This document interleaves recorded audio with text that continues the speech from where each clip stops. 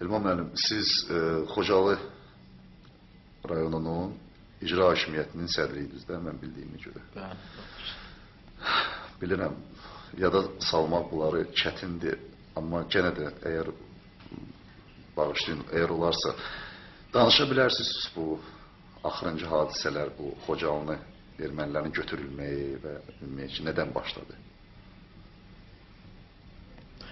Xocalının ermənilər tərəfindən alınması, zəbt olunması, mən açığını deyim, bu başlamışdı 91-ci ilin avqust ayının axırlarından.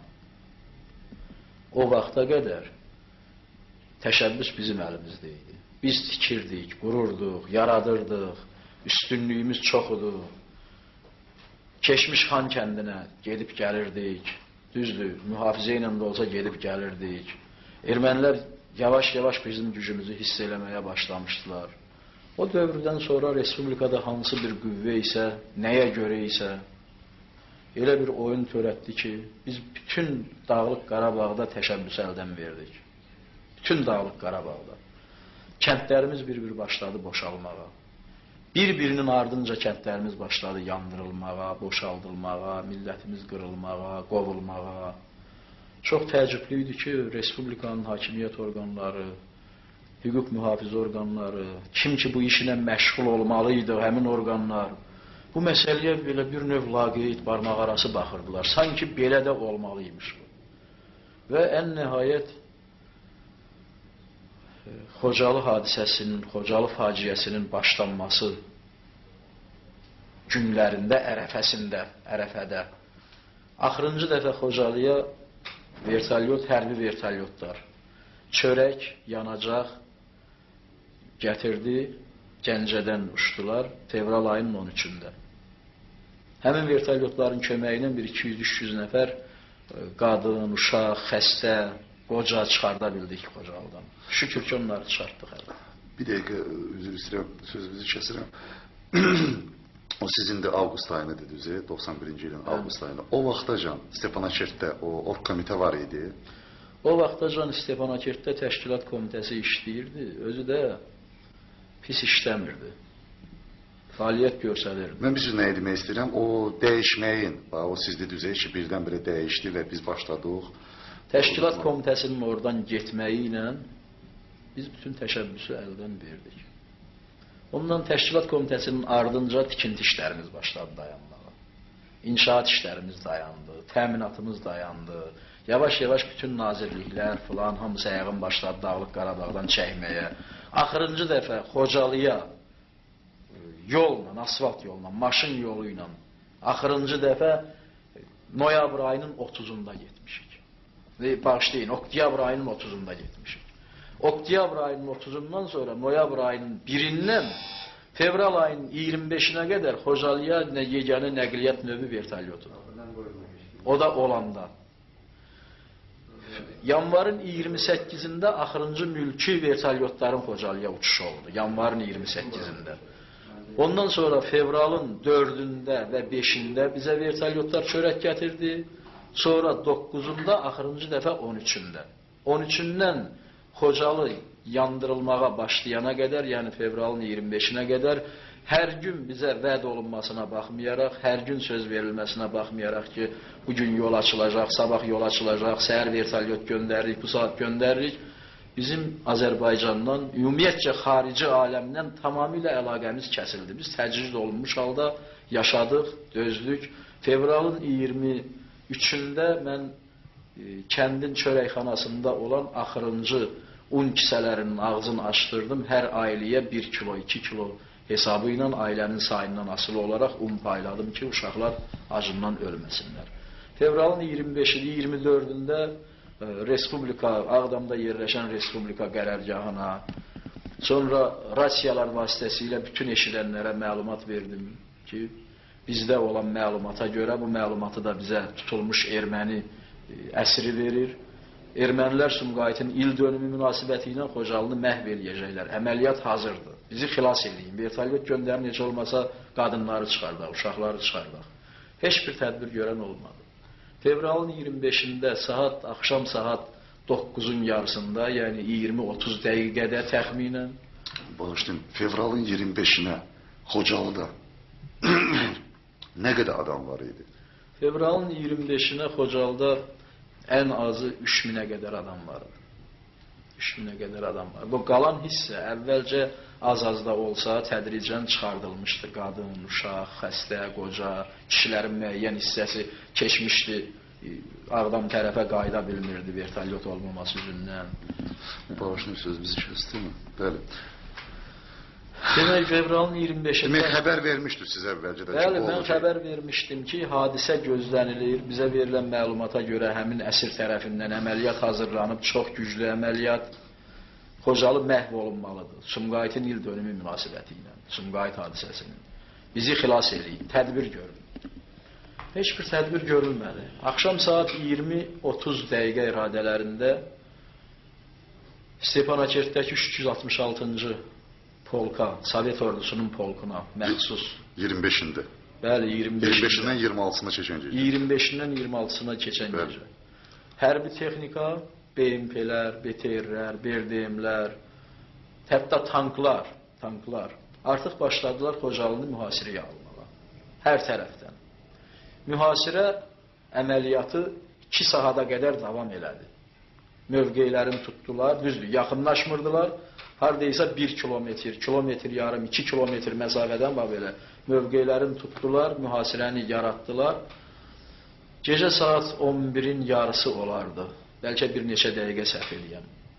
Atəş başlandı. Bağışlayın, üzr istəyirəm. Bəs bunu görə ki, məsəl üçün tanklardır, BTR-lərdir, bu mühasirəyə alır Xocalını. Bəs niyə biz tərəfdən onlara bir atəş açılmadı, ya bir tədbir görülmədi? Demək, bizdə həmin hərbi texnikanı vurmaq üçün, onlara müqavimət göstərmək üçün, onlara qarşı durmaq üçün Xocalıda heç bir silah növü yox idi. Heç bir şey yox idi. Heç bir şey. Bu bir. İkinci bir tərəfdən onlara müqavimət göstərilməkdir Azərbaycan tərəfindən, Ağdam tərəfdən, Şuşa tərəfdən, müxtəlif silahlarla erməni yaşayış məntəqələrinə atəş açılmalı idi ki, əməliyyat pozulsun, onların başı qarışsın, biz heç olmasa bir neçə saat vaxt qazanaq, bəlkə xilas olduq.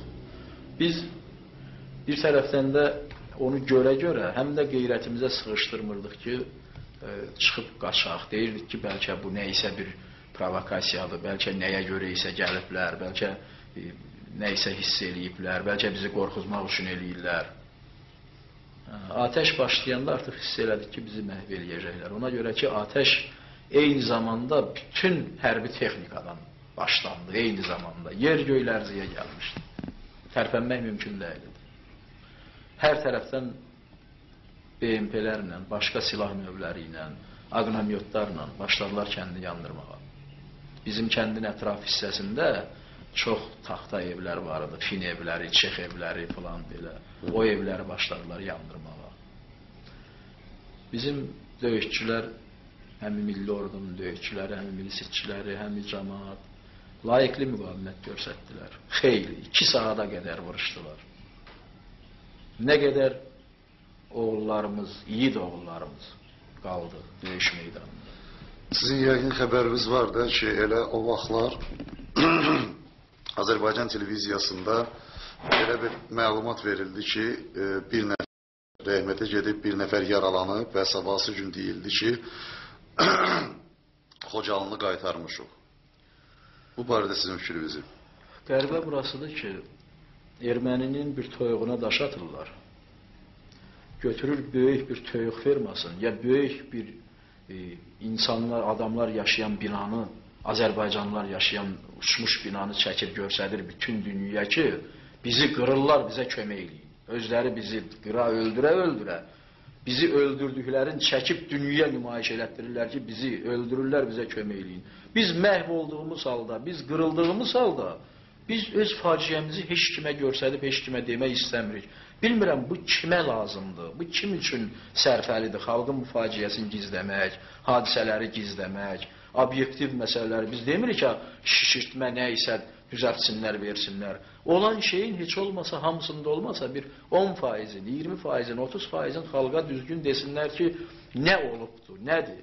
O xəbəri biz eşidəndə artıq bizim... Hansı xəbəri? O xəbəri ki, Xocalıda dünən axşam olan hücum nəticəsində 2 nəfər həlak olub. Erməni yaraqlıları geri oturdulubdur. Xocalı indi bizimkilər tərəfindən müdafiə olunur. Onda bizdən 1000-ə qədər adam qırılmışdı. 300 nəfərdən çox əsir düşmüşdü. 200 nəfərdən çox yaralı Ağdama gətirilmişdi. Millət qırılırdı. Hamımız Ağdamda oturub həmin xəbəri eşidirdik. Və məhəttəl qalırdıq ki, kimdir bu xəbəri yayan? Kim veribdi bu məlumatı? Bəs sonra o qalan cəmaat Xocalıdan çıxa bildi heç olmasa bir neçə nəfər qalan cəmaatı biz qadınları, uşaqları, qocaları qışın günündə o buzlu çaydan, sudan keçirtdik. Meşə ilə, meşənin içi ilə, qarın içi ilə təxminən 10 kilometrdən çox gətirdik. Gecə. Səhər açılanda Ağdamın 2-3 kilometrliyindəydik biz. Öyle.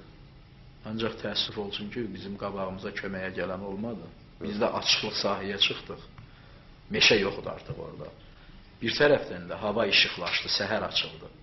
Deməyəsən, ermənilər bizi elə orada gözləyirmişlər. Bütün təpələrdə, yüksəkliklərdə özlərinin hərbi texnikasını, pulemyotların qurub orada bizi gözləyirmişlər. Və orada başladılar bizi kütləvi surətdə qırmağa.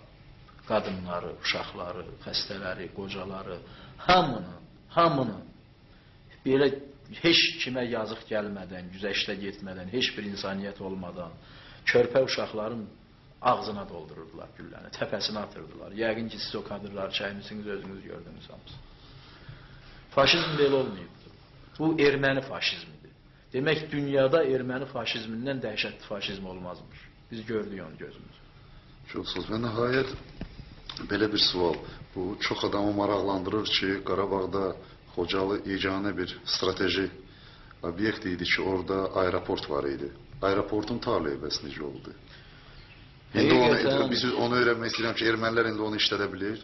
Bəli, aeroport hal-hazırda ermənilərin əlindədir. Düzdür, hələ təyyarələri uçmur ora, ancaq vertolyotları artıq ora düşür. Bu yəqindir.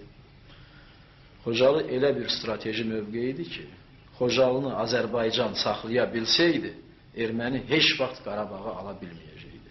Xocalı əldən çıxdı, mənə belə gəlir ki, Xocalı Qarabağın onurğa sümüyü idi, dayaq nöqtəsi idi. Çünki biz elə bir mövqedə yerləşmişdik ki, aeroport, dəmir yol, magistral şose yolu.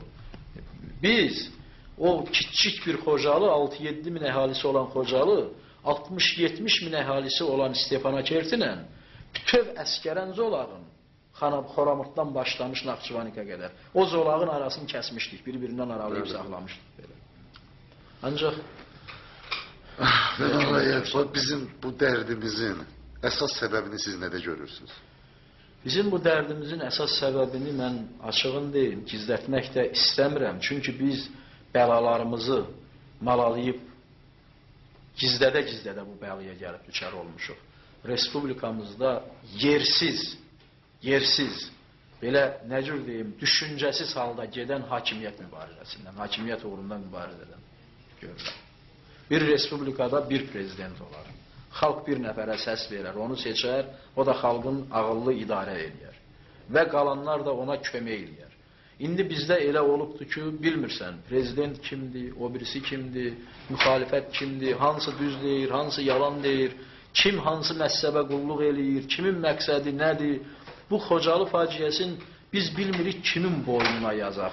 Bilmirik bunu o adamların boynuna yazaq ki, onlar prezidentin kürsüsünü daha da laxlatmaq üçün istifadə elədilər prezidentin onlara verdiyi hüquqlardan, bizi güdaza verdilər, qırdırdılar. Bilmirik bunu prezidentin boynuna yazaq ki, prezident gələcəkdə həmin adamları günahlandırsın ki, bax, mən sizə səlahiyyət verdim, siz getdiniz, Qarabağ, Xocalını qoruya bilmədiniz, indi biz sizi mühakimə edirik. Bilmirik Müdafiə Nazirliyinin boynuna yazaq ki, fundamenti olmadan palçığın üstündə gətirib qranitdən bir şey qruplar adında qoyublar Müdafiə Nazirliyi, heç bir şey olmayan bir nazirlik. Biz bilmirik bu faciəmiz kimin boynuna yazılacaqdır, tarix gələcəkdə kimi günahlandıracaq bunun. Çox sağ olun.